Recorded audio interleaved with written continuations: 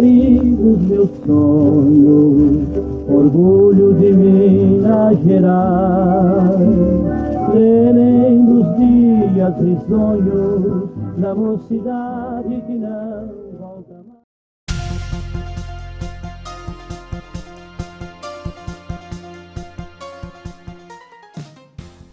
Armindo da Cunha reedita a história que a história não te contou.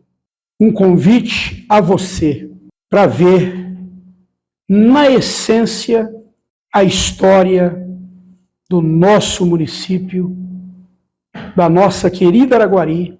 Preste bem atenção nos acontecimentos, nas datas e na evolução daquilo que o nosso município passou em sua história. Muito bom dia aos telespectadores da TV JG, meu querido amigo João Guimarães Cacheta, que mais uma vez me convidou para discorrer um pouco sobre a nossa querida Araguari, que este ano completa 136 anos de emancipação política.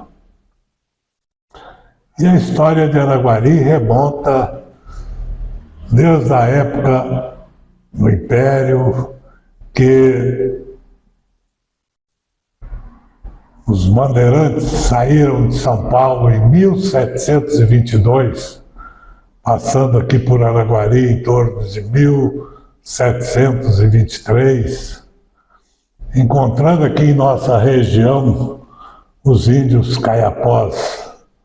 Eram índios bravos, agressivos, e aí a comitiva teve que trazer índios que eram mais socializados de São Paulo e de Sacramento, Minas Gerais, os Mororós, para pacificar os índios caiapós. Curiosamente, o Triângulo Mineiro pertencia ao estado de São Paulo desde a divisão das províncias do Brasil. Em 1744, por interferência do bandeirante Anguera, Bartolomeu Bueno, conhecendo as riquezas do Triângulo, o Triângulo Mineiro passou a pertencer ao estado de Goiás. E foi em 1816, com a interferência do governo de Minas, vários políticos de Araxá, inclusive com a participação da Dona Beija, o Triângulo Mineiro passou a pertencer novamente à província de Minas Gerais. E Araxá tinha uma influência muito grande na geopolítica do Triângulo Mineiro. Toda essa região de Sacramento, Conquista, Perdizes, Araxá, tinham uma influência política grande através do deputado provincial em Belo Horizonte, Severino Rezende. E foi exatamente nessa época, em 1816, que o Triângulo Mineiro passou a pertencer novamente ao estado de Minas Gerais. Em 1920, um parente do deputado Severino Rezende, senhor Antônio de Rezende Costa, também era conhecido como Major Córrego Fundo. Ele foi nomeado para que ele pudesse distribuir as sesmarias aqui do Triângulo Mineiro.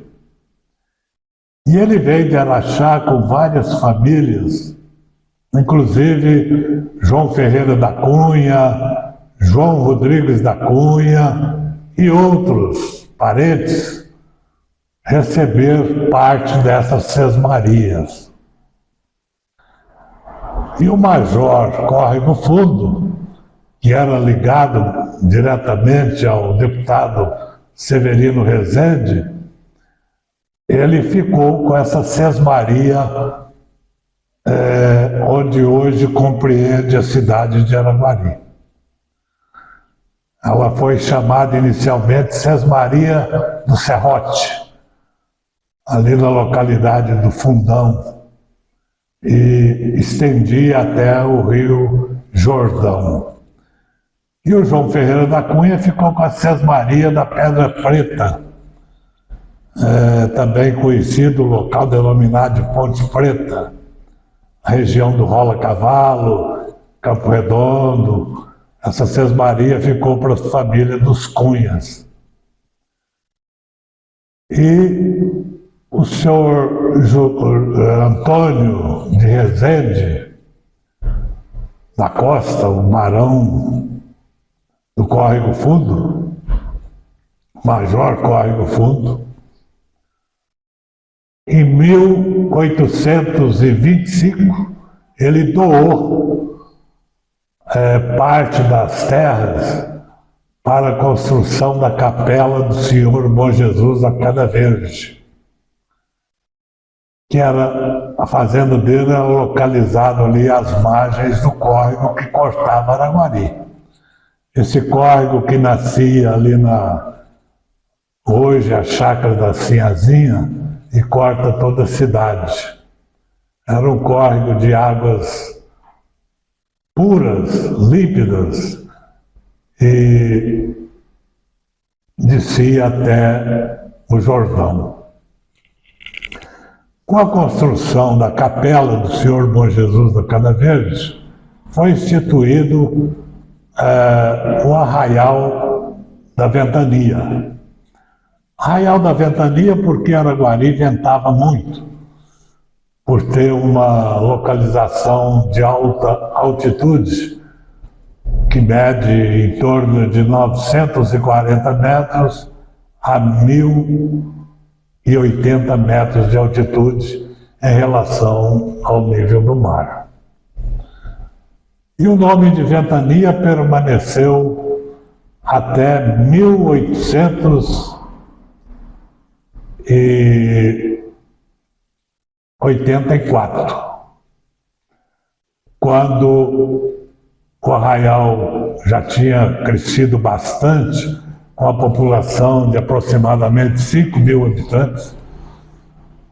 Araguari recebeu o título de Vila do Brejo Alegre, por um decreto provincial em 1884. Araguari tinha um deputado provincial em Belo Horizonte, que era o Padre Lafayette. E o Padre Lafayette apresentou um projeto de lei de número 154 para elevar a categoria de Vila do Brejo Alegre à cidade. Apesar de algumas resistências políticas, tinha um dos deputados, Sabino, que foi contra essa elevação ao nível de cidade, mas era uma briga política entre o Padre Lafayette e esse Sabino. E foi colocado o projeto do Padre Lafayette, projeto número 154, em votação, em 22 de abril de 1988. E o projeto foi colocado em votação ao plenário em 2 de julho de 1988 e acabou sendo aprovado. Dali ele recebeu uma emenda, porque curiosamente o projeto original do Padre Lafayette, Araguari seria elevado à cidade com o nome de Cidade do Brejo Alegre. Mas aí um deputado provincial, que também era parente do Major Córrego Fundo, colocou o nome de Araguari. Inclusive há uma controvérsia muito grande, porque se fala que Araguari, o nome é devido a umas ararinhas, a uns periquitos que tinham em grande quantidade por aqui. Mas segundo consta a história, esse deputado, amigo do barão, do Major Córrego Fundo, fez uma emenda ao projeto colocando o nome de Araguari. E seria, na verdade, as 3 sílabas ar, água e rio. Ar, devido à altitude da cidade, ventava muito e tinha um ar puro, e tem Araguari, ainda tem um ar puro. Água, porque a água cristalina daquele córrego era é uma água mineral, inclusive proveniente do lençol freático Guarani. E ri, porque a vila de Brejo Alegre foi denominada de Alegre, porque era um pessoal muito alegre, risonho, que morava ali na vila do Brejo Alegre. Então assim ficou ar, água, rio, Araguari. Esse nome que foi dado pelo deputado provincial, amigo do Antônio Rezende da Costa, o major do Córrego Fundo, então foi aprovado no dia 28 de agosto de 1888. Foi uma lei, a lei de número 3.951, a lei, que elevou a categoria de cidade de Araguari. E Araguari começou a tomar impulso a partir dessa data de 1888. Já em 1900, Araguari já contava com uma população de 25 mil habitantes, aproximadamente.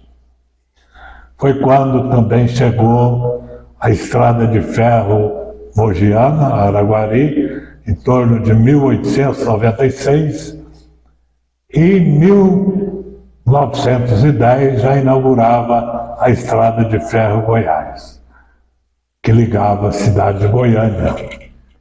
Esse grande tronco ferroviário fez de Araguari um crescimento imediato. Em 1912 já foi construída a Santa Casa de Misericórdia de Araguari, e em 1912 o prefeito era Olímpio dos Santos. Ele trouxe de Portugal 12 famílias de calceteiros para que fosse feito o calçamento da nossa cidade. Esse calçamento iniciou ali na região da Estrada de Ferro Mogiana, depois o pátio da Estrada de Ferro Goiás, e aí foi feita a Avenida Joaquim Aníbal até a Santa Casa de Misericórdia. E o calçamento se estendeu por todo o centro da cidade. As ruas principais ali do centro da cidade recebeu esse benefício do calçamento. Todo o quadrante de Araguari, da Mato Grosso até na Minas Gerais, e da Avenida Bahia até a região ali do Bosque, recebeu calçamento de paralelepípedo. Curiosamente, em 1988, eu estava como secretário de obras na Prefeitura Municipal de Araguari. Foi onde eu conheci o senhor José Pereira Cardoso, que era um neto nessas famílias de portugueses que vieram para fazer o calçamento em nossa cidade. Aliás, eu quero citar que somente em Portugal existe uma faculdade onde se forma a profissão de calceteiro, que é aquela pessoa que trabalha com calçamento de paralelepípedo. E esse seu José Alves Cardoso, ele fez o calçamento da última rua em Araguari, que foi a Rua Mauá, ligando ali o campo do Fluminense até a Avenida José Messias da Silva, na minha gestão como secretário de obras. Daí ele me contou toda essa história. Quando essas famílias chegaram em Araguari, elas se alojaram ali no Largo da Barriguda, porque haviam várias paineiras que eram chamadas de barrigudas, e depois veio o nome de Largo do Quebra-Pedra, exatamente pelas barracas que eles montavam para trabalhar quebrando as pedras do calçamento, que hoje é a Praça Farid Nader. Essa história também é interessante porque fez parte dessa evolução e o crescimento da cidade. E Araguari foi ganhando uma proporção muito grande. Curiosamente, Araguari teve o seu período áureo, chamado período de ouro, com a chegada das estradas de ferro, a ponte Afonso Pena, que ligava Itumbiara, estado de Goiás, a Minas Gerais, transporte de grãos. Araguari passou a ter um grande movimento cerealista, com mais de 25 máquinas de beneficiamento de arroz, feijão, milho e até café, apesar de, na época, ainda ser pouco a produção do café. Mas toda essa produção agrícola também era transportada pela estrada de ferro para São Paulo, Rio de Janeiro, e atendia todo o país. Araguari passou a ter uma evolução muito grande na área do transporte. Também o transporte de carga, com a construção dessa ponte que ligava Goiás, e também a estrada estadual mais antiga de Minas Gerais, a que ligava Minas a Goiás, Catalão, passando pela balsa do Porto Lalau, ali no Rio Paranaíba. Em 1935, também foi construído o primeiro aeroporto de Araguari.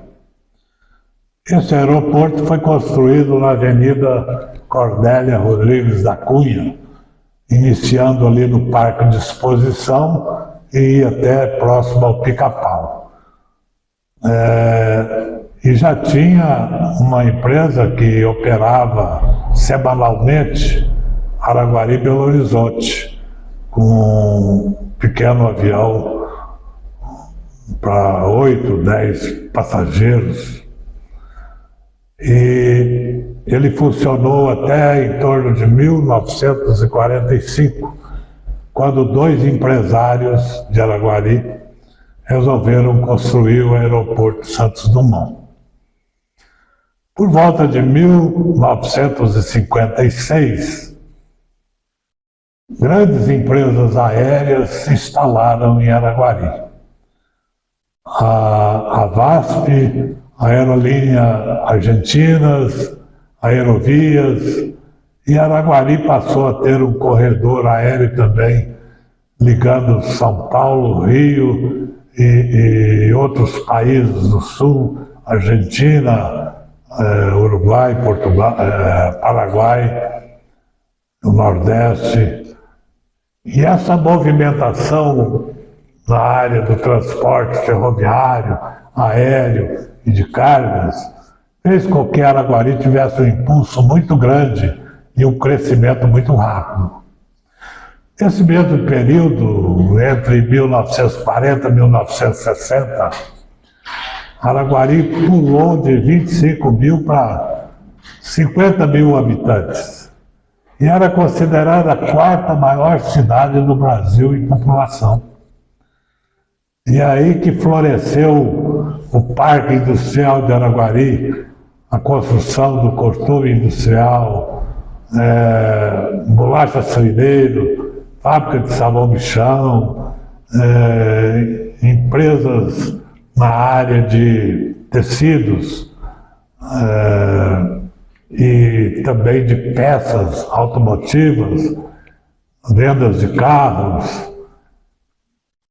E todo esse acompanhamento e essa evolução se deu também na área da educação.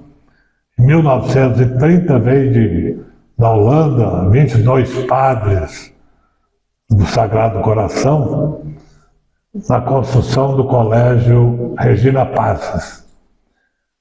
E também umas freiras que vieram da França para dirigir o Colégio Sagrado Coração de Jesus. Em 1960, a enciclopédia Barça registrava que Araguari estava em terceiro lugar na parte de educação do país. E também a construção do Raul Soares e Escola de Comércio Machado de Assis, Colégio Santa Terezinha e vários outros colégios na área da educação. Então, Araguari ficou bem dotado na educação, transporte, articulação de cargas e produção, inclusive na área de comunicação. Araguari tinha uma rádio, aliás, 3 rádios.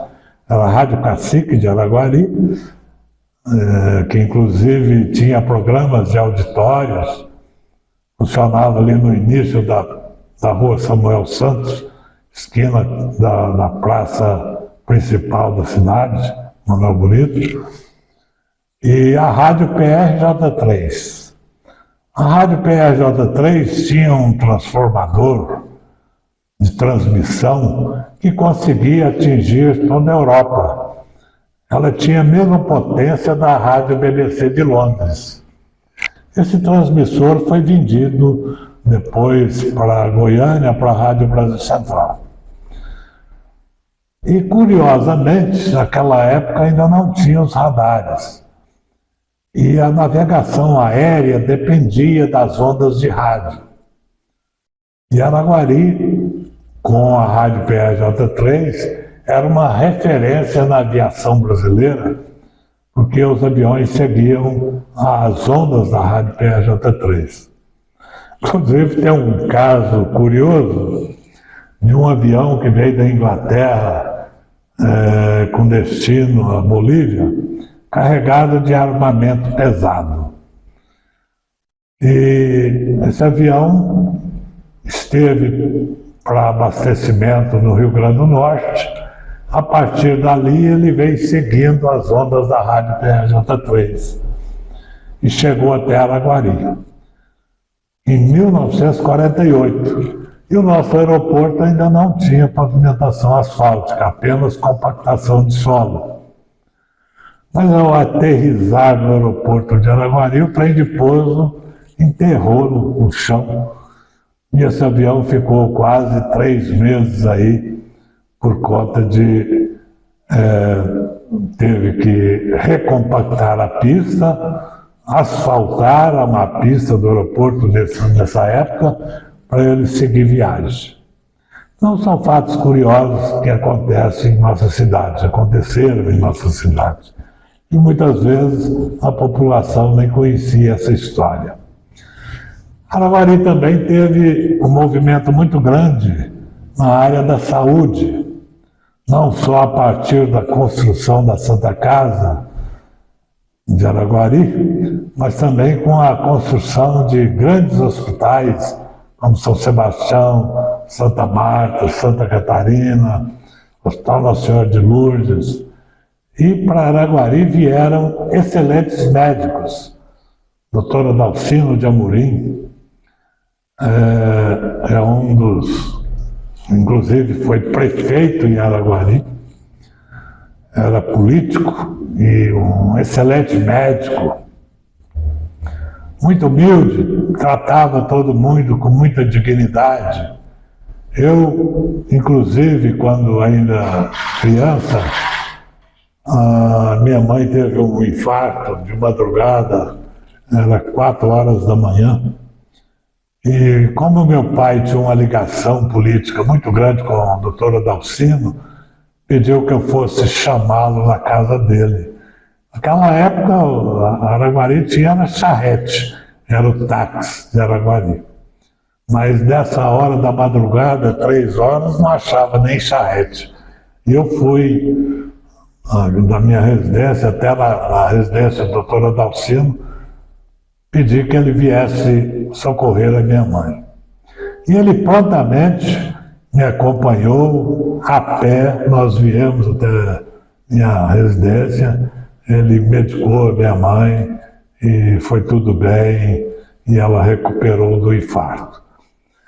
Então eu fiquei devendo uma gratidão muito grande ao doutor Adalcino, por isso eu estou fazendo essa referência a ele, porque também em 1988, juntamente com o vereador Abdallah Merri, nós fizemos um movimento para arrecadar fundos no Livro de Ouro para construir um busto de bronze que hoje está colocado no Bosque João Kennedy. Quem quiser visitar esse busto, ele está bem no centro do Bosque João Kennedy. Eu estou citando o doutor Adalcino, mas vieram vários médicos de renome para Araguari. Não vou citar nomes porque são vários e vários, mas Araguari tinha um plantel de saúde muito bom, educação, como eu disse, foi considerado pela Barça o berço da cultura em Minas Gerais, Araguari, com os colégios Sagrado Coração de Jesus e o Colégio Regina Paz, comércio muito avançado e uma população crescente cada vez mais. Então Araguari viveu esse período de ouro com todas as características necessárias: saúde, educação, transporte e circulação de dinheiro. Hoje a nossa cidade também está num patamar muito bom. Eu estava observando o IDH de Araguari, é um IDH bem alto, 0,772. É considerado um IDH alto, o índice de desenvolvimento humano de nossa cidade. E esse ano que ela completa os 136 anos de emancipação política, ela também recebeu um grande hospital Sagrada Família, que é referência, eu diria até nacional. O hospital eu fiquei conhecendo pessoalmente há poucos dias, mas vale a pena conhecer o Hospital Sagrada Família. Bem como o nosso comércio. Araguari é uma cidade que não tem favela. Araguari é uma cidade que muitos acham até pacata, porque a sua população hoje alcança em torno de 120 mil habitantes, é razoavelmente bom, enquanto Uberlândia explodiu em população, mas tem sérios problemas existenciais. Por isso, nós queremos homenagear a nossa cidade dessa forma, com os parabéns a todo cidadão araguarino que aqui vive, onde se tem uma água mineral tem um ar de primeira qualidade e uma cidade sorriso. Esse título, Cidade Sorriso, vem da alegria de seu povo, desde do arraial do Brejo Alegre até os dias de hoje. Você acaba de assistir um documentário riquíssimo, contado aí pelo professor, historiador Armindo da Cunha. Essa obra é recomendada principalmente a você que é professor. Levar essa história verídica de Araguari ao conhecimento dos mais jovens, para que eles possam conhecer a verdadeira história de Araguari.